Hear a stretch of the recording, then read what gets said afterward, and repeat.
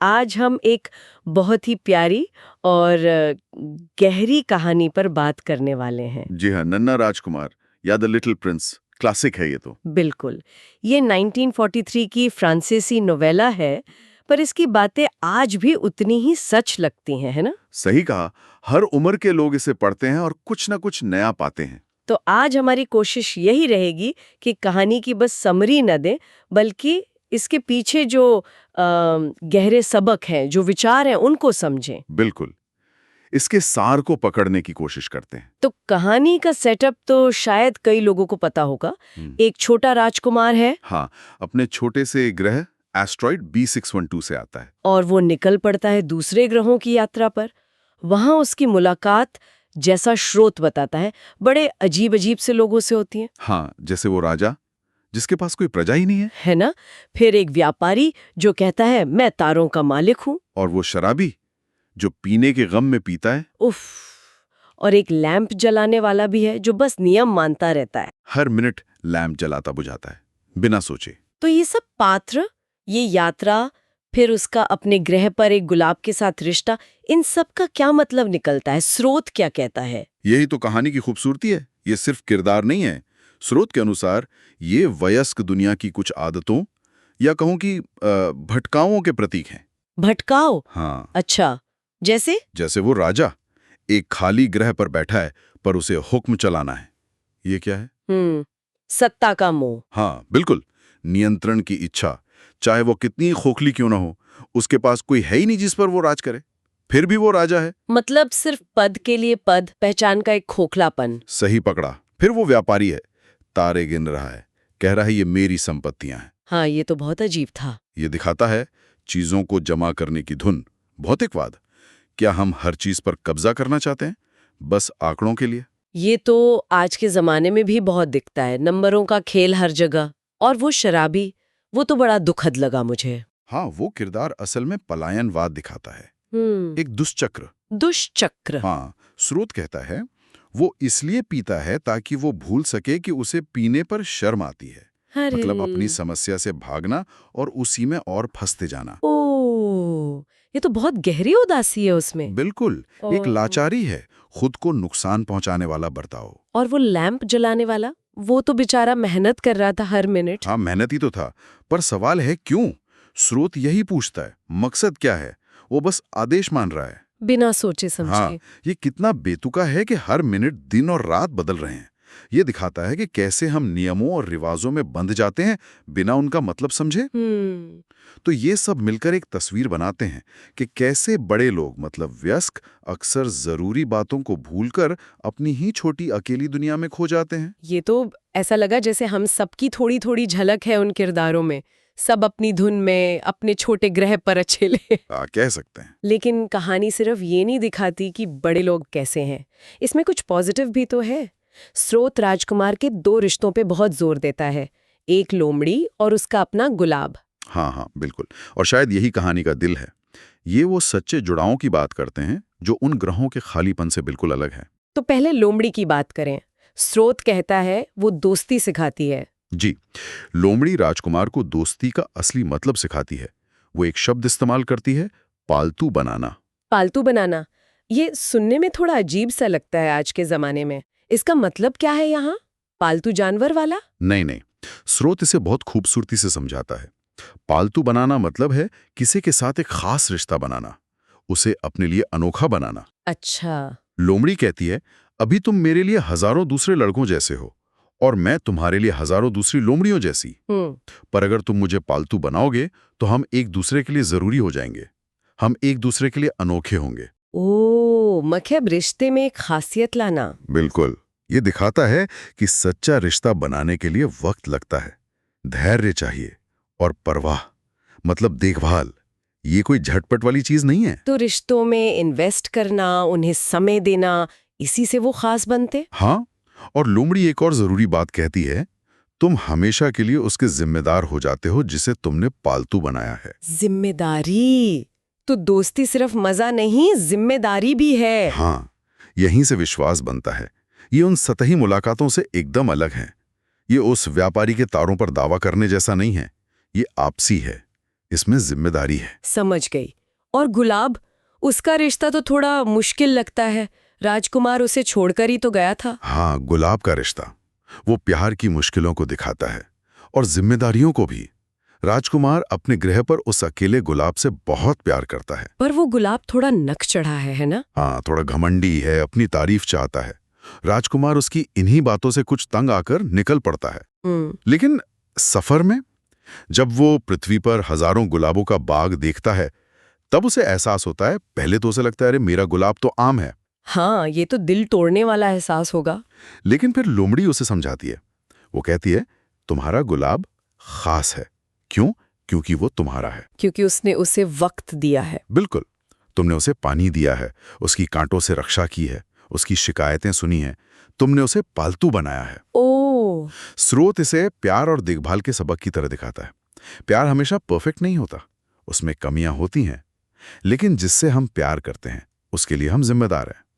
ये प्यार की कमियों को मानकर उसे निभाने की बात है। ये तो बहुत बहुत गहरी बात है। मतलब बाहर की दुनिया देखकर ही उसे अपने घर की, अपने गुलाब की असली कीमत समझ आई। हाँ, ऐसा ही लगता है। तो फिर इन सारे अनुभवों से, वो अजीब ग्रहों के लोगों से मिलना, फिर लोमड़ी और गुलाब के ये गहरे रिश्ते, कुल मिलाकर कौन से बड़े सबक हैं जो स्रोत हमें दे रहा है? मतलब निचोड़ क्या है?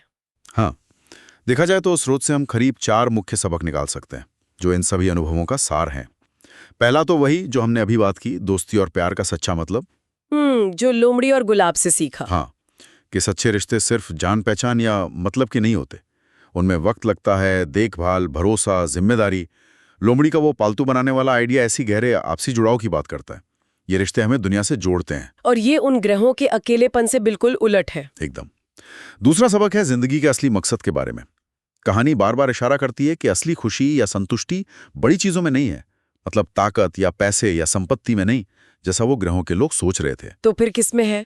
वो छोटी साधारण चीजों में छिपी है, जैसे राजकुमार का अपनी गुलाब की देखभाल करना या सूर्यास्त देखना। हाँ, वो सूर्यास्त देखने वाला हिस्सा मुझे याद है। या पायलट के साथ रेगिस्तान में पानी खोजना। स्रोत जैसे कह रहा है कि जिसे वयस्क दुनिया गंभीर या जरूरी मानती है, बिजनेस, हुकूमत, वो सब अक्सर असली खुशी से ध्यान भटकाने वाली चीजें हैं। अच्छा, जबकि असली खुशी सीधी सादी सच्चाइयों में है, जिन्हें बच्चे आसानी से देख लेते हैं। वो जो कहा गया है कहानी में, जो सबसे जरूरी है वो आंखों से नहीं दिखता। हाँ हाँ, ठीक वही, दिल से देखना पड़ता है।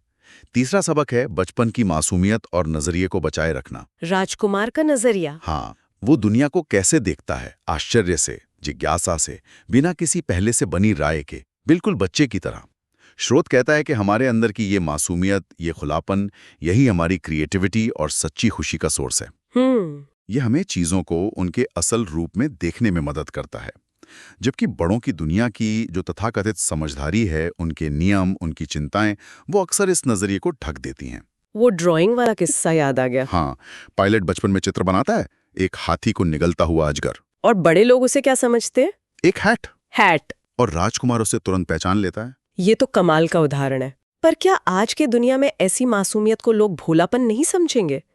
क्या स्रोत इस पर कुछ कहता है? देखो, स्रोत मासूमियत को बेवकूफी नहीं मानता, वो इसे चीजों को असलियत में देखने की ताकत मानता है। ये वो नजर है जो बाहरी दिखावे के पार जाकर दिल की सच्चाई को पहचान सकती है। अच्छा, तो ये भोलापन नहीं बल्कि एक तरह की स्पष्टता है? हाँ, कह सकते हैं। ये शायद बड़ों के निराशावाद के मुकाबले एक उम्मीद भरा नजरिया है। ये सवाल पूछने की हिम्मत है, बजाय सब कुछ मान लेने के। और चौथा सबक है अलग अलग नजरियों का महत्व और उनका सम्मान करना। ये कैसे? राजकुमार की यात्रा हमें दिखाती है कि हर इंसान की अपनी एक दुनिया है, अपनी एक सच्चाई, अपना नजरिया।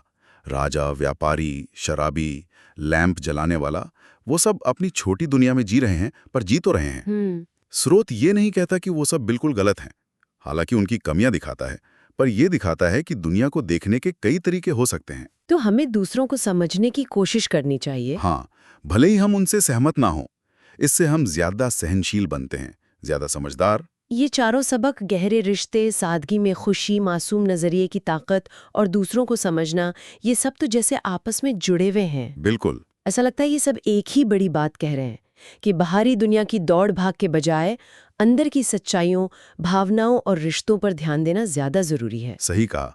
और अगर हम इसे आज के संदर्भ में देखें तो ये सबक बहुत जरूरी रिमाइंडर है। रिमाइंडर कैसे? देखो, हम सब कहीं ना कहीं उस व्यापारी की तरह नंबरों के पीछे भाग रहे हैं, या उस राजा की तरह पद के पीछे, या उस लैंप जलाने वाले की तरह बिना सोचे समझे किसी रूटीन में फंसे हैं।